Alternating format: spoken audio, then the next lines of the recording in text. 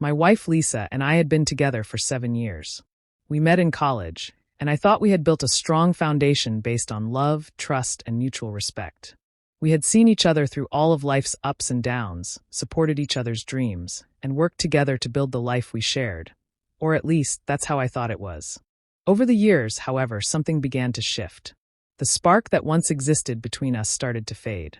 At first, I chalked it up to life's natural rhythm, jobs, responsibilities, growing older. But as the months passed, it became more apparent that we were no longer the couple we used to be. Intimacy became more of a distant memory than a reality. What was once frequent, loving, and passionate now felt like a rare event that we couldn't even talk about anymore. I don't know when it started, but the closeness we once shared seemed to evaporate. It wasn't that I didn't care for her anymore or that I was uninterested in our relationship. It was just that for the past year or so, she seemed increasingly distant, both emotionally and physically. There were fewer hugs, fewer moments of genuine affection, and even fewer meaningful conversations. It felt like I was the only one trying to keep things alive. Many nights after work, I would suggest spending time together. Maybe a date night, a simple walk, or watching a movie at home. Every time, I would get a vague excuse or a look of disinterest. Her mind seemed to be elsewhere, either consumed with work or caught up in her own world. Even when we did spend time together, it felt like she was distracted. I would talk about my day, and she would offer only brief responses, barely engaging in the conversation. The emotional distance between us grew until it became unbearable.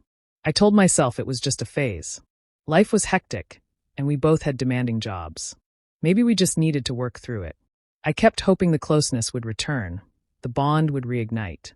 But the more I tried, the more it seemed like Lisa was slipping further away. Then, one night, everything came to a head. We were having dinner at home, just the two of us. The conversation had been light, talking about work, the news, and other mundane things. It was one of those quiet evenings where you try to make the best of things, even though you both know there's an elephant in the room.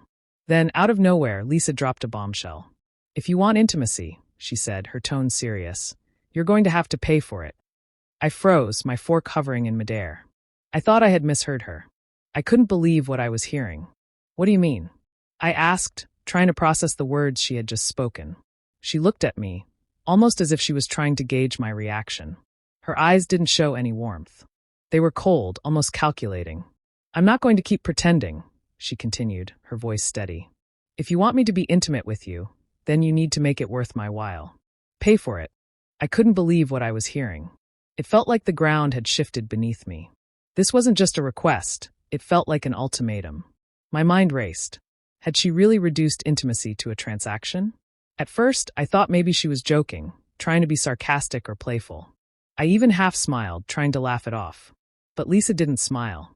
There was no humor in her face. Her expression was flat, almost like she had rehearsed this moment in her mind. She was serious. "You're being serious?" I asked, incredulity dripping from my words. I wasn't sure if I was even angry yet. I just couldn't wrap my head around the idea that she was seriously saying this to me. Lisa sighed, clearly frustrated with my confusion. "Yes, I'm serious. I've told you this before. If you want something from me, you need to put something into it. I'm not going to just give myself to you when you don't show me any effort, any value in me." I was speechless. It wasn't just the fact that she didn't want to be intimate. It was the fact that she had turned something so personal and sacred into a business transaction.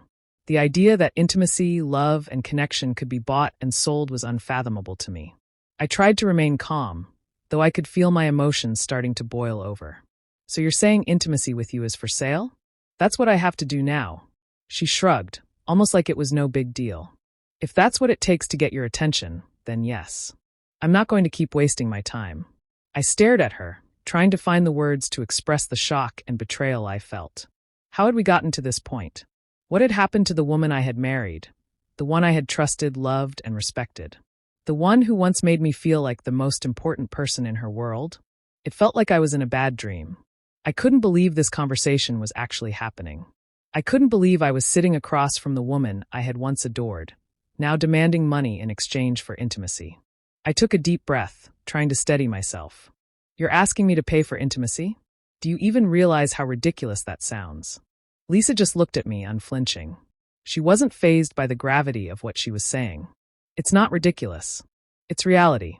You have to put in the effort if you want something out of me. I sat back in my chair, stunned.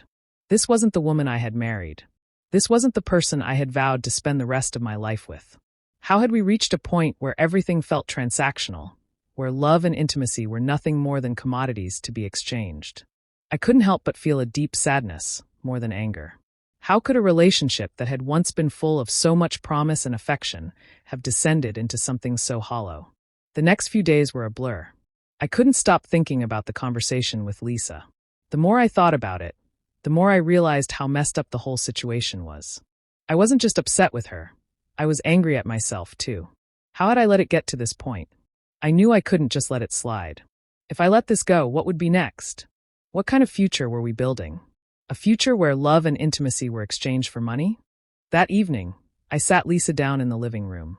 We need to talk. She looked up at me, a little surprised, but she didn't argue. She knew what was coming. I've been thinking about what you said, and I've made my decision, I began. I'm not going to pay for intimacy. That's not how a relationship works. It's not a business transaction where I have to keep giving you something in exchange for affection. I thought we were partners, but it seems like you've turned this into a game, and I'm done playing.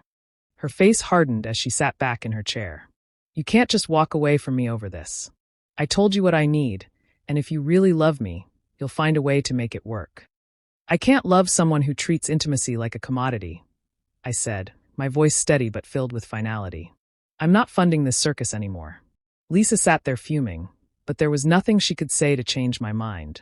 I wasn't going to let her manipulate me into thinking I had to pay for affection. I stood up, grabbing my jacket. I'm leaving. I need some space to think about what happens next. But I'm done with this. You've crossed a line. She didn't say a word. She just watched me walk out the door. As I drove away, I felt a sense of relief. No matter how painful it was, I had made the right decision. I wasn't going to be part of a relationship built on such a shallow foundation. And I would never, ever pay for intimacy again.